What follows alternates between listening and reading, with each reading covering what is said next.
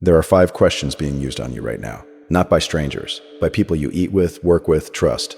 And none of them sound dangerous, they sound warm. They sound like care, they sound like someone who simply wants to connect. That is exactly what makes them so effective. Because by the time you realize what those questions were actually designed to take from you, your agreement, your guard, your name, your sources, your trust, you have already handed everything over. And you did it willingly. Because it felt like conversation, this video will change how you hear every question for the rest of your life. Someone made a decision about your life before they asked you about it, not recently. Constantly, and the way you found out was not a warning or an argument. It was a question that arrived after everything was already settled.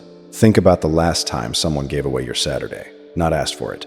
Gave it. You found out the way you always find out, casually, in passing, the way people mention weather. Oh, I told them you'd help. And before you could process what just happened, the question was already in the air. You don't mind, right? And something in you went quiet. Not peaceful quiet. The kind of quiet that happens when you realize the answer was already decided and you were just being informed of it now. Or think about the last time someone shared something about you. Something private, a struggle you were working through, a detail you had not offered to the room, something that belonged to you. And you found out it had been shared the same way, casually, in passing, with that same question trailing behind it like an afterthought. I hope that was okay, except it was already done. The words were already out. The question was not asking for your consent. It was asking you to give the appearance of it. This has been happening your entire life, and you have been calling it something else. You have been calling it being flexible, being easy to get along with, being the kind of person who does not make things difficult. But there is a difference between choosing to give something and being informed that it has already been taken. You have been absorbing the second one and describing it as the first. Here is what is strange about this. The people who do this are often not cruel. They are not sitting somewhere calculating how to use you. Most of them do not even see it as taking anything. In their version of events, they were being efficient. They knew you would agree. They were just skipping a step. And the fact that you always agreed afterward made it feel to them like there was never really a step to skip. You were always going to say yes. So why ask? That is the problem buried inside the pattern, not them. You, specifically the version of you that was trained, long before you could have known what was happening, to answer every question that arrived, to cooperate, to be reasonable, to not be the person who makes something simple into something difficult. That training did not make you kind. It made you easy to act on without asking. And somewhere underneath all the flexibility and agreeableness, you have been quietly carrying the weight of choices you never actually made. The question that arrives after the decision is not a question. It is a receipt. It is the moment where someone hands you the paperwork for something that already happened and watches you sign it. And you do. Every time. Because the alternative feels worse than the cost. That is what this is about. Not manipulation as a concept. Not suspicion as a posture. Just the specific moment, which has happened to you more times than you have counted, where a conversation walked in dressed as a request and left having taken something you never offered. You need to be able to see that moment before you are already inside it. Because right now you only recognize it afterward when the cost is already paid. And that is always too late. The first question you must never answer is one you have already heard today, maybe yesterday, almost certainly this week. It does not arrive as pressure. It arrives after the plan was made, after the commitment was given, after your time or your name or your energy was already placed somewhere you never put it. And then comes the question, soft and casual, wearing the tone of someone just checking in. You don't mind, right? Notice what that question is actually doing. The decision happened before it. The action is complete. Whatever was done with your Saturday, your reputation, your effort, it is done. So this is not a request. Requests come before. This is something else. This is a notification that has been dressed up in question marks so it feels like a conversation. And the way it is phrased makes disagreement nearly impossible. You don't mind, right? The expected answer is already built into the sentence. Anything other than, no, it's fine, makes you the difficult one, the petty one, the person who is starting something over nothing. So you say it's fine, because the cost of saying otherwise feels higher than the cost of absorbing it. And that calculation happens so quickly you do not even notice you made it. But here is what you did not realize you were also doing. Every time you said it's fine, you were teaching. You were showing the person asking exactly where your actual limit is, not the limit you think you have, the one you enforce. And what you showed them, repeatedly, over months and years, is that they can act first and collect your approval afterward. That the sequence, act, then ask, reliably produces the result they need. Your agreement, your signature on something you did not write. And so the next time, they do the same thing. Except the thing they do is slightly larger, slightly more invasive, because you already demonstrated that this is how you operate, that you absorb, that you adjust, that you make room even when no one asked if there was room to make. You raised the ceiling on yourself, not them, you. The question is engineered so that your discomfort has nowhere to go. If you object, you look unreasonable. After all, they asked. They gave you the chance to say something. What you need to understand is that asking after is not the same as asking before. One seeks permission. The other produces the appearance of it. There is a word for the appearance of consent that was never genuinely given, and it should make you uncomfortable that it applies here. So what do you do instead? You do not meet anger. You do not meet a confrontation. You do not need to make the moment larger than it is. You simply stop signing. When someone asks, "You don't mind, right?" after something is already done, you say, "I would have preferred if you'd asked me first." That is all. No attack. No scene. Just a sentence that refuses to convert a notification into an agreement. Most people have never heard that response, and the first time you give it, you will feel the room change. Not dramatically, quietly, because something shifted in what you were willing to document as your choice. And slowly, without announcement, you stop being the person people inform. You become the person they check with first. That shift does not come from demanding it. It comes from stopping the habit of approving things you never chose. Think about the last time someone said those words to you. Can I be honest with you? Think about what came after. Not in general. Specifically. The exact thing they said once you nodded and gave them permission to proceed. Did it leave you feeling steadier? Did it expand something in you? Or did it plant something small and uncomfortable in a place that was fine before they spoke? Did you leave that conversation with more clarity about yourself, or with a doubt that had not been there an hour earlier? Because there is a pattern worth examining. And once you see it, the phrase will never land the same way again. When someone asks if they can be honest with you, you say yes. Almost automatically, because what kind of person refuses honesty? What kind of person says no to the truth? The question is constructed so that agreeing feels like maturity, and declining feels like fragility. So before a single word of substance has been spoken, you have already been maneuvered. You have opened a door you cannot close once you see what is walking through it. Now think about the people in your life who have genuinely said something difficult to you out of real care. A friend who told you something hard about a situation you were in. Someone who had your actual interest in mind when they spoke. Did they ask permission first? Sit with that for a moment. Real honesty, the kind that comes from someone who trusts the relationship and believes you can handle what they are about to say, does not need a runway. It does not need your agreement in advance. It arrives because the person saying it trusts both of you enough to simply say it. The preamble exists for a different reason. Can I be honest with you? Is asked by someone who already knows what they are about to say, will not feel like care. They need you to agree to receive it before you hear it, because if they just said it, you would feel it for what it is. The question is the armor, not for you. For them, it lets them deliver whatever follows and stand behind the word honest as a shield. You cannot push back on honesty. You cannot be upset with someone who was just telling you the truth. Except they were not telling you the truth. They were telling you their perspective, and they used one word to make those two things indistinguishable. That is the part that should sit with you. Their opinion about your choices, your relationship, your path, that is not the truth. It is a view from where they are standing, but the moment it gets wrapped in the language of honesty, it becomes unchallengeable. You are no longer allowed to disagree. Disagreement means you cannot handle truth, that you are the sensitive one, that you asked for honesty, and then flinched from it. The frame was built before the conversation started. So what changes when you stop automatically saying, of course? When someone asks if they can be honest with you, and instead of nodding, you pause. You say, "Depends on what it is," or you say nothing and let the silence sit for a moment. Watch what happens. The people who have something real to say will say it anyway. They are not waiting for your permission because they are not worried about needing your protection afterward. But the person whose next move depended on you saying yes, they stutter. They backtrack. Suddenly, the honest thing is harder to locate. That hesitation tells you everything. The truth was never the point. There is a particular feeling that comes when someone turns to you with their problem. Not just anyone, someone who matters to you. Someone who had options for who to ask and chose you. They lay out their situation carefully. They describe the crossroads they are standing at. And then they look at you with that expression that carries real weight in it. What would you do if you were me? And something in you rises to meet it. You take the question seriously because they took you seriously. You think through the options with genuine care. You consider their situation from angles they may not have seen. And then you answer.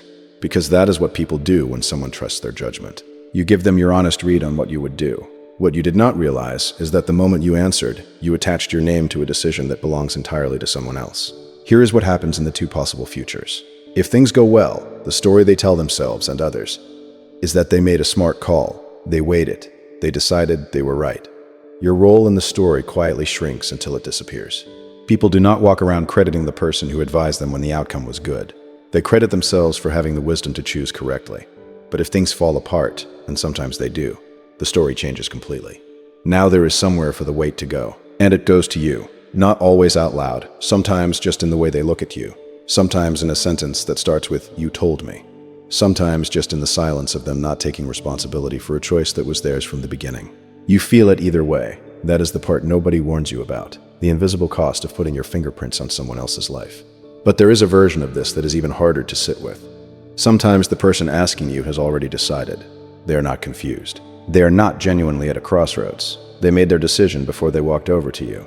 What they want is not your wisdom. They want your name on it. A co-signer. Someone whose involvement means that if the whole thing collapses, the weight does not land on them alone. And by answering fully and directly, you volunteered for that role without knowing there was an audition. Think about a specific time this happened to you. Someone came to you uncertain, you gave them your honest recommendation, and somewhere in the aftermath, whether it went well or badly, you noticed that the decision had somehow partly become yours. You were not in the room when it happened, but your words were. And your words left a mark you could not take back. So what do you do instead? You do not go cold. You do not refuse to engage. You stay present. You listen to the full weight of what they are carrying.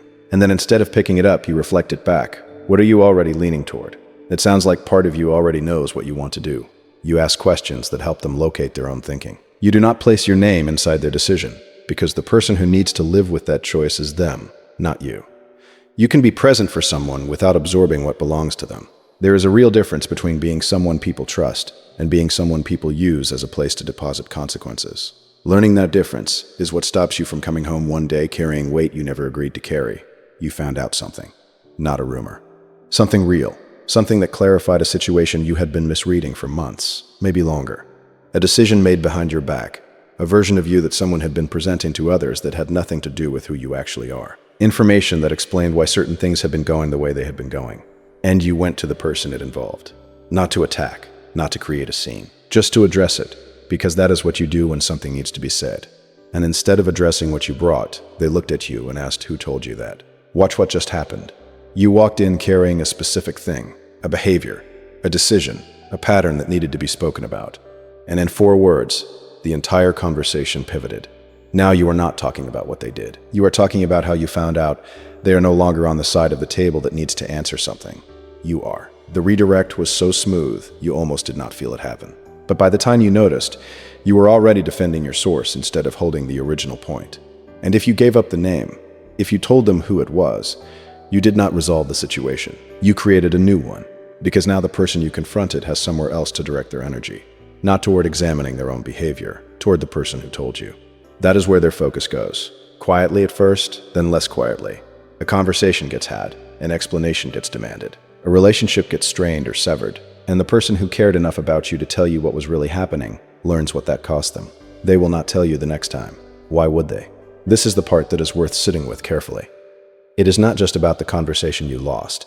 It is about every conversation after it. The people who bring you difficult truths are rare. Not because truth is rare, but because most people calculate the cost of delivering it before they speak. They weigh what telling you will do to them. And when someone watches what happened to the last person who told you something real, they make their calculation quietly, and they keep what they know to themselves. You go on thinking everything is fine because the one person who would have told you otherwise has already learned that telling you comes with a consequence you did not protect them from. You did not mean to buy your own blindness.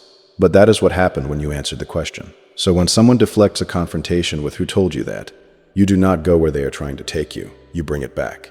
It does not matter how I found out. What matters is whether it is true. That sentence is not aggressive. It is not an escalation. It is just a refusal to let the frame shift underneath you. You hold the original point. You make them stay in the room with what they actually did, rather than chasing the person who saw it. And you never give up the name. Not because you are hiding something. Because the person who told you took a real risk to make sure you were not operating in the dark. That is not a liability to manage. That is something to protect. Because the day you run out of people willing to tell you the truth is the day you stop being able to see clearly. And that day arrives quietly, one given name at a time.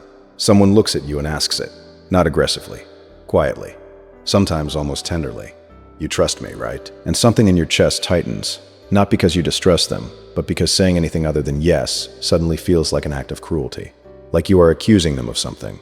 Like you are the one damaging what exists between you by hesitating for even a second. So you say it. Of course I do.